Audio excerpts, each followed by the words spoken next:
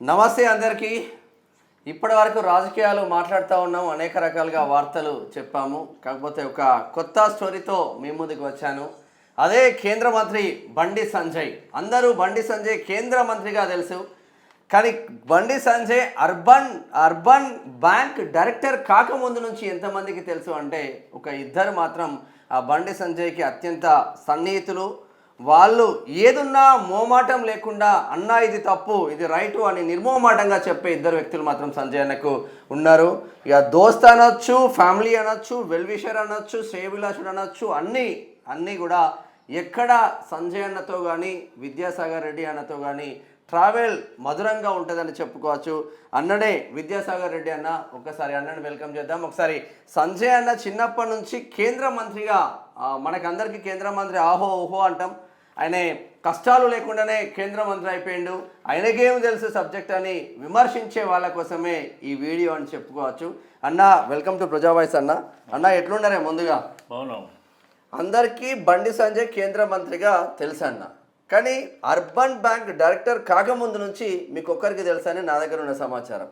ఎట్లా ఉండేది అన్న స్టార్టింగ్? ఏంది బండి సంజయ్ అన్న స్టేజ్ ఏంది? స్టార్టింగ్ స్టేజ్ ఢిల్లీకి రాజు అయిపోయాడు, కానీ మా తల్లులకు మాత్రం కొడుకే. సూపర్. తల్లి కొడుకే ఆయన. Okay okay. సో ఆ భావనని ఇప్పటి వరకు కూడా ఆయన ఎప్పుడు కూడా తగ్గిపోలేదు, విస్మరించిపోలేదు. ఓకే. ఆనాడు ఏ ఎగ్జైటింగ్ తోటి ఏ పిలుపుతోటి అదే పిలుస్తున్నాడో ఈ రోజు కూడా గదే పిలుపుతో పిలుస్తున్నాడు. దానిలో ఇబ్బంది ఏం లేదు. అంటే బండి సంజయ్ ఒకటేసారి కేంద్ర మంత్రి అయిపోయాడు, ఆయన ఏం కష్టం ఉన్నదా అన్న విమర్శలు చేసే వాళ్ళకు అసలు కష్టపడ్డా బండి సంజయ్ అనేది చాలామందికి తెలియని ముచ్చట. అంటే ఏ అర్బన్ బ్యాంక్ డైరెక్టర్ కాకముందు ఏ విద్యాసాగర్ రావు దగ్గర ఉన్నారు, ఎక్కడ ఉంది, అసలు స్టోరీ ఏంది అది? ఆయన ఒక కార్యకర్తగా, ఒక పాఠశాలలో శిశుమందిలో చదువుకున్న స్టూడెంట్గా, సంఘం శాఖతోటి అనుబంధంగా, ఏవీపీలో యాక్టివ్ వర్కర్గా, విద్యాసాగర్ రావుకు అనుకూలంగా ఎంబడి ఉండి ఒక సపోర్టర్గా ఆయన వెనక ఉండి చాలా ఎంబడి ఉండి పనిచేసేది. చిన్న చిన్న కార్యక్రమాలు ఏదన్నా ఆయన చెప్పిన ఆదేశాలను పాటించుకుంటూ తిరిగేది. ఆ తర్వాత విద్యాసాగర్ రావు గారి తర్వాత సుగుణాకర్ రావు గారి దగ్గర చేశాడు, రామకృష్ణ రెడ్డి గారి దగ్గర చేశాడు. ఈ నాయకులందరితో స్వర్గీయ వెంకటనారాయణ రెడ్డి గారు అని చెప్పి వారి సూచనల ప్రకారం కూడా వారికి కూడా అనుకూలంగా ఉన్నటువంటి వ్యక్తి. వాళ్ళే కాదు, నాయకులకే కాదు, కార్యకర్తలతో కూడా కలిసిమెలిసిగా ఉన్నటువంటి వ్యక్తి. పార్టీ లైన్లో ఉన్నటువంటి ఇప్పుడు ఈ కార్యక్రమాలు ఇప్పుడు వేరువేరు కనబడుతున్నాయి, టీవీలలో అక్కడిక్కడ కనబడుతున్నాయి. కానీ అప్పుడు ఇది టీవీలు లేవు, ఏం లేవు. కేవలం కార్యక్రమం చేసినామా, సక్సెస్ చేసినామా, అవసరమైతే పోలీసులతో దెబ్బలు తిన్నామా, లేకపోతే జైలుకు పోయినామా, ఇదే పని. బండి సంజయ్ తోటి సోపం చేసిన వాళ్ళందరికీ జైలు, పోలీస్ కేసులు అయితే గ్యారంటీ. ఎప్పుడు అనిపించలేదన్న ఏంది షాక్ అయ్యింది, ఇదేంది అసలు ఎప్పుడు కేసులు ఏంది, తిరగడం ఏంది అని ఎప్పుడు అనిపించలేదా నీకు? ఎందుకు అనిపించలేదు అంటే అదొక అఖండ భారత సాధన సాధించాలనేటువంటి ఉద్దేశంతో పుట్టిన సంఘ శాఖలో పనిచేయడం మా అదృష్టం. మేమంతా కలిసి పనిచేయడం ఇదొక అనుభూతి, అదృష్టం. ఎప్పుడు మీ బండి సంజయ్కి మీకు ఇంత చనువు ఎప్పటి నుంచి స్టార్ట్ అయింది, అసలు ఏంది స్టోరీ? ఆయన స్వయం సేవగా ఉన్నప్పటి నుంచి కూడా సంఘ ఆర్గనైజేషన్లో మాతో కలిసిమెలిసి ఉంటుండే. ఓకే. ఆయన కరీంనగర్ లోకల్లో ఉంటుండే, మేము జమ్మికుంట, హుజరాబాద్, అటు మన కమలాపూరు ఆ ప్రాంతంలో మేము ఉంటుండే. గ్రామీణ ప్రాంతంలో మేము ఉన్నాం, టౌన్లో అతను ఉండే. కార్యక్రమాలలో అన్నిట్లో పార్టిసిపేట్ అవుతున్నప్పుడు కలిసి పనిచేసేది. సంఘ కార్యక్రమాలు అప్పుడైతే నేను పెద్ద చిన్న అనేది ఏముండదు. మాకు ఆ సంఘ పెద్దలు ఏ బాధ్యత అప్ప చెప్తే మంచిళ్ళు తెపోవడం మంచిళ్ళు తెచ్చేది. ఇక్కడ చామినాలు సంఘంలో రెడ్డి, నువ్వు ఎస్సీ, నువ్వు మున్నూరు కాపు, నేను యాదవ్, వస్తాయా? అసలు అలా కులమే కనబడేది. నాకైతే ఇప్పటికి కూడా చాలా మంది క్యాస్ట్ తెలియదు, ఇప్పటికి కూడా తెలియదు. నేను ఈ మధ్య కాలంలో కొన్ని నిన్న ఇదే పలానా అనగానే అవునా అంటే అక్కడ క్యాస్ట్ తోటి పని లేకుండా కేవలం హిందుత్వము, భారతీయ తత్వము, దేశ యొక్క సంరక్షణ, దేశభక్తి, ఈ ఒక సంస్కారము, ఆ సంస్కారం నేర్పబడేటువంటి సంస్థ ఆర్ఎస్ఎస్. ఆ సంస్థలోకి వెళ్ళి వచ్చిన వాడే బండి సంజయ్. అర్బన్ బ్యాంకులో స్టార్ట్ అయ్యాడు ప్రజానాయకునిగా. అర్బన్ బ్యాంక్ డైరెక్టర్గా చాలా మందికి గృహ నిర్మాణం కోసం వాళ్ళకు లోన్లు ఇప్పించాడు. అర్బన్ బ్యాంక్ ఉన్నప్పుడు చిన్న డైరెక్టర్ డైరెక్ట్ అక్కడ జనాల దగ్గర పోయి వాళ్ళ కస్టమర్లు, చాలా చిన్నది కదా, చాలా చిన్నది. కానీ అందులో ఉన్నటువంటి కస్టమర్స్ ఎవరైతే ఉంటారో అకౌంట్ హోల్డర్స్కి వాళ్ళ ఉన్న ఓటర్స్ ఉంటారు, ఆ బ్యాంక్ డైరెక్టర్గా ఈయన గెలిచినప్పుడు ఆయన కింద ఉన్న ఓటర్లకి వాళ్ళ ఇంటికి పోయి పనిచేసి వచ్చినటువంటి కాలం కూడా ఉంది ఆయన. అప్పటి నుంచే చేస్తున్నాడు ప్రజాసేవ.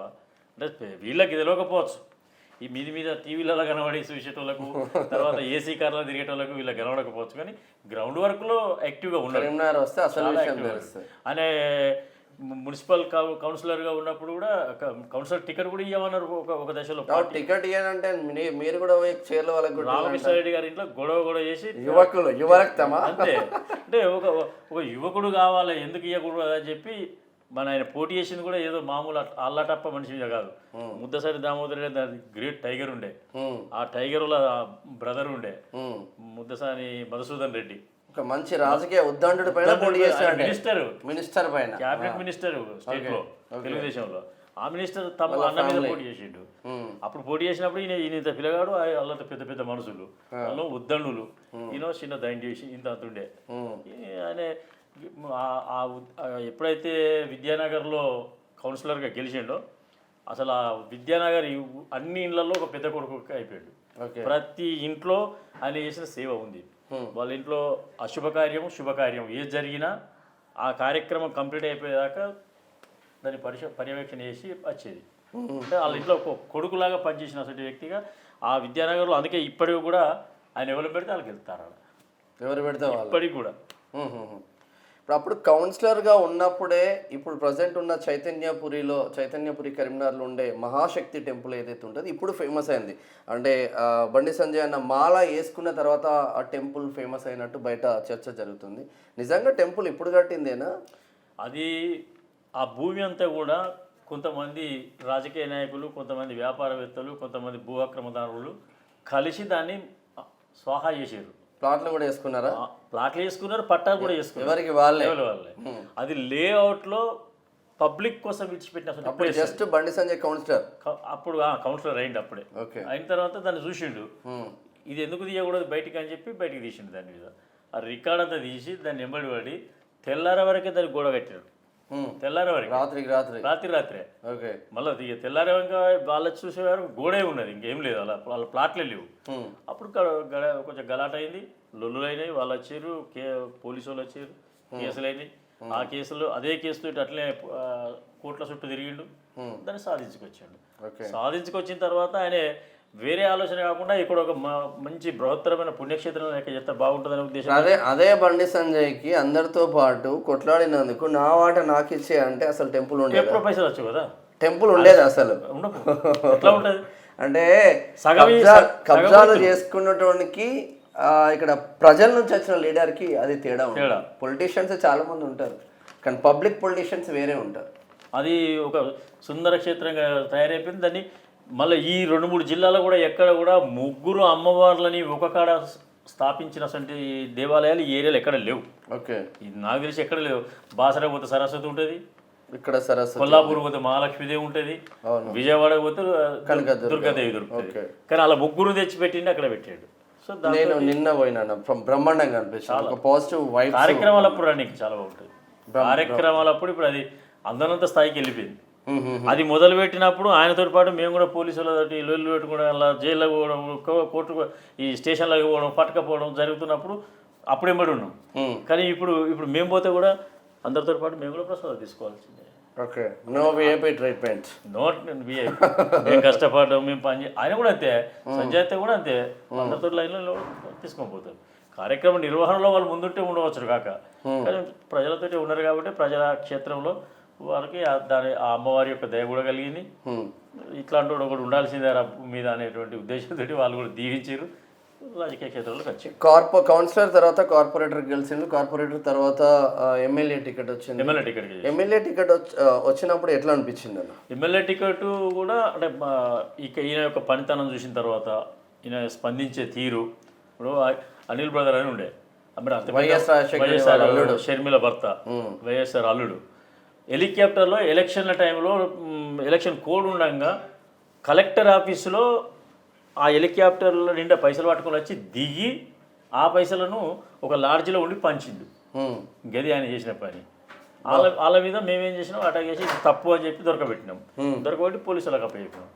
మేము వాళ్ళు చేసిన తప్పు పనికి మేము అప్పచెప్తే ఉల్టా కేసు మా మీద ఇది ఉల్టా కేసు అయింది, జైలుకి పోయింది. జైలుకి పోయినాం. ఈయనతోటి పోయిన వాళ్ళంతా జైలుకి ఎందుకు పోయారంటే ఏదో పైసల కోసమో లేకపోతే భూ ఆక్రమణల కోసమో ఏదో వేరే రాజకీయ పంచాయతీ కోసం పోలే, కేవలం ఇప్పుడు వాస్తవంగా పోలీసు వాళ్ళు ఎట్లుండాలి, అరే నికార్స్గా యువకుడు దొరకబట్టిండు, వాళ్ళకి ఆ? వాళ్ళ ఉల్టా వాళ్ళ పైన కేసులు పెట్టి వీళ్ళని అప్రిషియేట్ చేయాలి. కానీ ఉల్టా కానీ దొంగలకు సర్ది కట్టి అసలు వాళ్ళను జైలుకి పంపించిన చరిత్ర కాంగ్రెస్ వైఎస్ రాజశేఖర రెడ్డికి దక్కింది. అప్పుడు తర్వాత ఎంపీగా 2 times, తర్వాత ఎంపీ ఈ కార్యక్రమాలన్నీ చూసిన తర్వాత మంచి మంచి కార్యక్రమాలు చేసిండు. ఇక్కడ ఎగ్జైటింగ్గా ఉన్నాడు, పబ్లిక్లో అంటే యూత్ని కూడా ఒక ఫాలోఅప్లో ఉన్నాడు. యూత్ అంతా కూడా ఆయన వాయిస్కి కానీ ఆయన కార్యక్రమాలకు కానీ ఎవరికి భయపడకుండా చేసేది. ఇక్కడ ఉన్నటువంటి కొంత గొడవలు జరుగుతూ ఉంటాయి, వేరే పార్టీల గొడవలు జరుగుతూ ఉంటే కూడా ముందుండి అగ్రెసివ్గా ఉండి పనిచేసేది. దాని పర్యవసానమే ఆయనకు ఎంపీ టికెట్ ఇచ్చారు. ఓకే, సో ఎంపీ టికెట్ ఇచ్చినాక బ్రహ్మాండమైన ఇంకా దాంతో మాకు దొరకకుండా వెళ్ళిపోయాడు. మా బాధ అంతా ఏంటంటే మాకు దొరకకుండా వెళ్ళిపోయాడు. ఇప్పుడు నార్మల్గా స్మార్ట్ సిటీ నిధులు కావచ్చు, నిధుల పైన అడిగినందుకు కావచ్చు, కొన్ని విషయాలలో జైలుకు పోయిన అప్పుడు ఏమైందంటే ఈ స్మార్ట్ సిటీ అనౌన్స్మెంట్ అయిన తర్వాత సెంట్రల్ డ్రైనేజ్ వచ్చింది. సెంట్రల్ డ్రైనేజ్లో పైపులను సరి అయిన పద్ధతిలో లైన్ తీయక నాసిరకం పైపులేసి మొత్తం పైసలన్నీ 50 లక్షల అప్పుడైతే ఉండే 50 లక్షలు 60 లక్షలు ఒక వర్క్ అది మొత్తం దూసేసారు. అప్పుడు ఆ టైంలో ఈయన ఏం చేసినాడే ఈ నాసిరకం పైపులు ఉన్నాయని చెప్పి పైపులో తీసుకొచ్చి ఎత్తి అట్టిగానే పగిలేదు. అవి అట్టిగానే ఇట్లా పట్టుకుంటేనే పగిలేది. కాబట్టి ఇది నాణ్యత లోపం ఉండే ఎత్తి చూపించేందుకు అందులో కూడా ఈయన తీసుకొని ఈయన కేసు అయింది. ఆయనతో పట్టణంలో మా అందరు కూడా కేసు అయింది. అదే పోలీస్ స్టేషన్ ట్రైనింగ్ సెంటర్ ఉంటుంది. ఆ ట్రైనింగ్ సెంటర్లో ఆ దోమలలో ఈగలలో అక్కడ పేద ఎడారిలో 2 రోజుల నుంచి హైదరాబాద్ ఇక్కడే ఎల్ఎండిలో ఒకటి ఉంటుంది పేద సెంటర్. Okay okay. ఈ పబ్లిక్ ఇష్యూస్ పైన ఎక్కువ కొట్లాడేదాన్ని బాగా. మీరు అందరూ ఎవ్వరికి ఏ ఆపద వచ్చినా ఏ సమస్య వచ్చినా అక్కడ అగ్రెసివ్గా నిలబడి ముందుండి దాన్ని పరిష్కారం చేసేది. ఆయన మొదటి నుంచి కూడా అంతే, ఏదన్నా అనుకుంటే దాన్ని సాధించుడే, పట్టు పట్టరాదు పట్టు విడవరాదు అనేటువంటి కాన్సెప్ట్ తోటి బతికిండు, అట్లే పనిచేసిండు. ఆ పద్ధతుల్లో మంచి ఒక 30 సంవత్సరాల నుంచి ట్రావెల్ అవుతున్నారండి. ఆల్మోస్ట్ 30 సంవత్సరాల కింద సంజయ్కి ఏమీ లేదు, అర్బన్ బ్యాంక్ డైరెక్టర్ కాదు, ఏం కాదు. అర్బన్ బ్యాంక్ డైరెక్టర్ కాకముందు నుంచి మీకు తెలుసు, ఓవరాల్గా సంఘ సేవకులుగా మీరందరూ కలిసిపోయింది. అప్పటికి సంజయ్కి ఇప్పటికి సంజయ్కి ఏమన్నా హెడ్ వెయిట్ ఏమన్నా, అంటే నేను కేంద్ర మంత్రి అయినా అన్న ప్రౌడ్ ఏమన్నా మీ దగ్గర చూపిస్తాడా? పదవి పెద్దది వచ్చింది కానీ మనిషికి అక్కడనే ఉన్నాడు. ఓకే, పదవి పెద్దది వచ్చింది, ఆల్ ఇండియా లెవెల్లో నాయకుడు అయిపోయాడు. కానీ ఇక్కడ ఉన్న వాళ్ళని మాత్రం ఎవరైనా వదిలిపెట్టలే. ఇప్పుడు కూడా కలిస్తే కూడా అంత మందిలో ఉన్నా కానీ అన్న సారడా బాగునా, అన్న సారడా బాగునా కూడా వచ్చి పలకరించిపోతాడు. ఎక్కడన్నా ఆగినా కానీ ఎక్కడన్నా మనం చూడకుండా ఉన్నా కానీ పలకరించిపోయే అసలు మనస్తత్వం ఆయన ఇప్పటివరకు పోలేదు. ఆ పద్ధతి మంచిగా ఉంది అది ఇప్పటికి కూడా. ఇప్పుడు నెక్స్ట్ ఒకవేళ తెలంగాణ రాష్ట్రంలో, అంటే ఇప్పుడు భారతీయ జనతా పార్టీ రన్ అవుతూ ఉంది, ఇన్ కేసు తెలంగాణ రాష్ట్రంలో బీజేపీ అధ్యక్షుడిగా బండి సంజయ్ చేతిలో పెడితే ఫ్యూచర్ ఎలా ఉండబోతుంది అనుకుంటారు మీరు దగ్గర నుంచి చూసిన? తప్పకుండా ఒక స్టేజ్ మీదకి అయితే తీసుకొస్తాడు. ఇంతకుముందు చూసిన అటువంటి పోయినసారి జిహెచ్ఎంసీ ఎలక్షన్ లో ఆయనకి ఇచ్చిన తర్వాతనే ఊపుకొచ్చింది పార్టీ, గ్రామీణ స్థాయికి పోయింది. సో రేపు ఆయనకి ఇస్తే కూడా ఆ ఊపు తీసుకొస్తాడు, దాంట్లో ఎలాంటి సంశయం లేదు. ఇప్పుడు మేము మాట్లాడాలో ఇప్పటికి కూడా పనిచేస్తూ ఉంటాం, ఫోన్లు చేస్తాడు. ఎలక్షన్లు వచ్చినాక అన్న ఎలక్షన్లు వచ్చినా మీరు పలానికాడు వాళ్ళ పలానికాడ వేయాలి పలానికాడ వేయాలని చెప్తా ఉంటాం. మాలాగా ఈ అసిస్టెంట్లతో ఫోన్లు చేయడం ఏముండదు, డైరెక్ట్ చేసేస్తాడు, చెప్పేస్తాడు. అన్న పలానికాడ రావాలి, వీళ్ళ పేరు రావాలి అని చెప్పి అందరు పిలిపించుకుంటాడు. ఎవరికి ఆయన పైసలు తీసుకున్న దాఖలాలు కూడా ఎక్కడ లేవు. అంత అంటే చాలా మంది రాజకీయ నాయకులు కావచ్చు, చిన్న చిన్న సోషల్ మీడియాలో నేను హైప్ కావడం కోసము చేస్తూ ఉంటారు. అసలు బండి సంజయ్ కేంద్రం నుంచి ఏం నిధులు తీసుకొచ్చిండు, ఏం పని చేస్తుండు, అటుగానే గెలిచిండు, అటుగానే ఉంటున్నాడు అని చాలామంది విమర్శిస్తూ ఉన్నారు. వాళ్ళకి ఏం సమాధానం చెప్తారు? ఆ విమర్శించేటోళ్ళు వాళ్ళు కళ్ళు తెలుసుకొని వస్తే నేను కూడా కరీంనగర్ అని చూపిస్తాను, ఈ నుంచి వరంగల్ రోడ్డు ఒక్కటి చూపిస్తే సరిపోతుంది. వాళ్ళు ఆడికే దిమ్మ తిరిగి దయ్యం పడుతుంది. హైవే వీళ్ళ పొంద అంతకుముందు ఎట్లుంది, ఇప్పుడు ఎట్లా తట్టువార్ల రోడ్ అది, దాని మీద రావాలని అంటే షాకబ్జాలన్నీ పోయేటిది, ఇబ్బంది అయ్యేది వాస్తవం. అప్పుడు ఇప్పుడు హైవే మంచి బ్రహ్మాండ 45 నిమిషాల్లో కరీంనగర్ నుంచి అక్కడ చేరుకునే అసలు రోడ్ వేయిస్తారు. అది ఒక్కటి చాలు. వాళ్ళ కొంచెం వాళ్ళ పేరు చెప్తే మేము కూడా డైరెక్ట్ వాళ్ళకి ఫోన్ చేసి చెప్తాను నేను వాళ్ళకి. ఇక కరీంనగర్ లోకల్లో ఇక్కడ ఒక అపోలో హాస్పిటల్ అని ఉంటుంది, ఆడ ఫ్లైఓవర్ లేదు, రైల్వే దాని మీద రైలు వచ్చిందంటే ఆగుడే, ట్రాఫిక్ జామే. ఇప్పుడు ఆడ ఒక ఫ్లైఓవర్ తెచ్చి పెట్టారు. వాళ్ళు ఎవరో వాళ్ళ పేరు చెప్తే నేనన్నా ఫోన్ చేసి చెప్తాను జర వచ్చి చూసుకోమని చెప్పి. మరి ఎందుకంటే అలా కనబడతలేదు పాపం. ఓకే, చాలా చేసేలే. స్మార్ట్ సిటీలో కూడా ఆయన ఉన్న విద్యానగర్ రోడ్ ఒకటి చూస్తే చాలు. మీరు హైదరాబాద్ సిటీ మరిపించే పద్ధతులు ఉంటాయి. మీరు ఒకసారి యూనివర్సిటీ రోడ్ పోండి, శాతవాహన యూనివర్సిటీ రోడ్ ఉంటుంది ఒకటి, చాలా పెద్దగా ఒకసారి చూడండి. అవతల పక్క డిజైన్లు, రైలింగ్స్, రోడ్డు నిర్మాణం ఒకసారి వాళ్ళు ఎవరో నేను తిరిగినప్పుడు చూస్తాను. హైదరాబాద్ సిటీని మరిపిస్తుంది. మీరు హైదరాబాద్ సిటీలో కూడా అట్లాంటి దాదాపుగా ఎక్కడ కనబడవు ఇంకా. ఓకే, సో రండి, అలా లెవెల్లో పాపం అలా రమ్మంటే చూపిద్దాం వాళ్ళకు. బండి సంజయ్ అన్న ఫ్యామిలీ ఎట్లా ఉంటారన్న మీతో కానీ ఓవరాల్గా అందరితో ఎట్లా వాళ్ళు ఫ్యామిలీ గుడ్ ఫ్యామిలీ, పెద్దగా రాజకీయాలకు ఇన్వాల్వ్ అవ్వడం వాళ్ళు అస్సలు ఇన్వాల్వ్ గారు. పెద్దన్న శ్రవణన్న సంపత్ అన్న వాళ్ళిద్దరు వాళ్ళ ఆఫీస్ వర్క్ ఏందో, వాళ్ళ పని ఏందో, వాళ్ళ కార్యక్రమం ఏందో అందరిని గౌరవించడం. ఎవరైనా ఇంత భోజనం అయితే దొరుకుతాయి మాట్లాడిపోతే. ఇప్పుడు కాదు, అంటే ఈయన మంత్రి అయిన తర్వాత ఎంపీ అయినాక భోజనం కాదు, అంతకన్నా ముందు కూడా శ్రవణంలో భార్య వదిన ఉంటుంది. అసలు మా ఇంట్లో వదిన లెక్కనే. ఆ అమ్మ ఉంటుంది. ఎప్పుడు కనబడగారు మా అమ్మ అని అనిపించుకుంటాం. ఇంకా అత్తమ్మ ఉండే, అసలు అత్తమ్మ వాళ్ళ ఇంటికన్నా అయితే మేము ఇప్పటికి కూడా ఏడున్నాడు అంటే అత్తమ్మ ఆయనకి అత్తమ్మ ఒకటి ఇల్లు ఉంటుంది, అమ్మ వాళ్ళ ఇల్లు ఉంటుంది. 2 ఇళ్ళు ఉంటాయి ఆయనకి. అసలు మొత్తానికి ఇల్లే లేదు. వాస్తవంగా కుటుంబీకంలో ఆయనకి ఇల్లే లేదు. ఉమ్మడి కుటుంబంలో వాళ్ళిద్దరికి ఇక్కడ ఉన్న ఇల్లు వాళ్ళిద్దరు సంపదనకు శ్రవణానికి ఉండేది. కానీ ఆయనకి ఇల్లు లేకున్నా కానీ అమ్మ వాళ్ళ ఇంటికాడ ఉన్నా, అత్తమ్మ వాళ్ళ ఇంటికాడ ఉన్నా, 2 ఇళ్ళు అయినాయి. అట్లా ఏడున్నామంటే ఆడికి పోతుంటాం మేము. ఆడ కూడా భోజనానికి సమయం ఏంటంటే అత్తమ్మ కూడా పాపం కీర్తి చేసారు, ఎక్కడ చనిపోయి ఎక్కడ ఉందో కానీ ఆమె చేతితోటి మాలాంటి వాళ్ళ కార్యకర్తలు చాలామంది భోజనం చేసినాం, తలుచుకుంటాం ఇప్పటికి కూడా. విద్యాసాగర్ రెడ్డి అన్న వాళ్ళ పిల్లల కోసం ఒక కేంద్ర మంత్రి అమెరికాలో 2-3 గంటలు వెయిట్ చేసి మీ పిల్లల్ని కలిసినట్టు సమాచారం అందుతుంది. నిజమేనా? ఎట్లా అనిపించింది? అమెరికా పర్యటనకు పోయిండు. మా పిల్లలు కూడా చదువు కోసం మా ఇద్దరు అమ్మాయిలు అక్కడికి వెళ్ళిపోయారు. అడిగి పోయిన తర్వాత నంబర్లు తీసుకొని అమెరికాలో వాళ్ళ ఇంటికి పోయి ఒక రోజంతా వాళ్ళ నెంబర్ ఉంచుకొని, పెద్ద అమ్మాయిలను మా పెద్ద అమ్మాయికి మ్యారేజ్ అయింది, మా అల్లుని మా అమ్మాయిని ఇద్దరిని ఒక రోజంతా ఎంబడి ఉంచుకొని తర్వాత చిన్న అమ్మాయి దగ్గర కూడా వేయండు. కాకపోతే అక్కడ ఉన్న సమయం వాళ్ళిద్దరి మధ్యలో కోఆర్డినేషన్ కడవకపోవడంలో 1/2 అవర్ తేడాతోటి ఈ ట్రైన్ లాస్ట్ ఉన్నదని చెప్పి మా చిన్నమ్మాయి వెళ్ళిపోయిన తర్వాత అడిగి చేరుకున్నాడు. అరే చిన్నీడికి వచ్చిండ్రా అని అంటే, బాబాయ్ నేను వెళ్ళిపోయినా, నేను ఇట్లా ట్రైన్ వెళ్ళిపోయిందని చెప్పగానే మళ్ళీసారి వచ్చినప్పుడు కలుస్తామని చెప్పి ఫోన్లో మరీ మాట్లాడిచ్చాడు. అంటే పిల్లల్ని మేము వాళ్ళ ఇంట్లో సభ్యులుగా ఉన్నాం కాబట్టి మా పిల్లలు కూడా వాళ్ళ ఇళ్ళలో పెరిగింది కాబట్టి మా కుటుంబ పరిస్థితి, మా పరిస్థితులు ఏందనేది కూడా అపర్ణక్క కూడా వాళ్ళకు చిన్నప్పటి నుంచి చూసింది.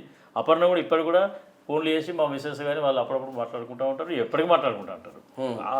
ఆ వదిన కూడా, శ్రవణన్న వాళ్ళ వదిన కూడా ఇట్లా అత్తమ్మ కూడా మాట్లాడేది అంతకుముందు. అంతా ఆ కుటుంబంతో మాకు ఒక మంచి కుటుంబం అనేది ఏర్పడదు.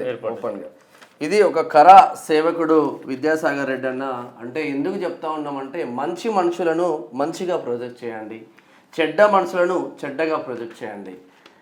1000 కోట్ల 100 కోట్ల ఆస్తులుండి బండి సంజయ్ కేంద్ర మంత్రి కాలే. కేవలం కర సేవకుడు RSS విధానాలతోనే ఇచ్చిన పని తూచా తప్పకుండా పనిచేసింది. మాతోటి పాటు అయోధ్యకు వచ్చిండు. 92లో అయోధ్యలో బాబ్రీ అంటే ఇక్కడ నుంచి ఒక టీం వెళ్ళాము మేము కరీంనగర్ నుంచి. నేను మా దగ్గర నుంచి ఒక 30 మందిని తీసుకొని వెళ్ళాను.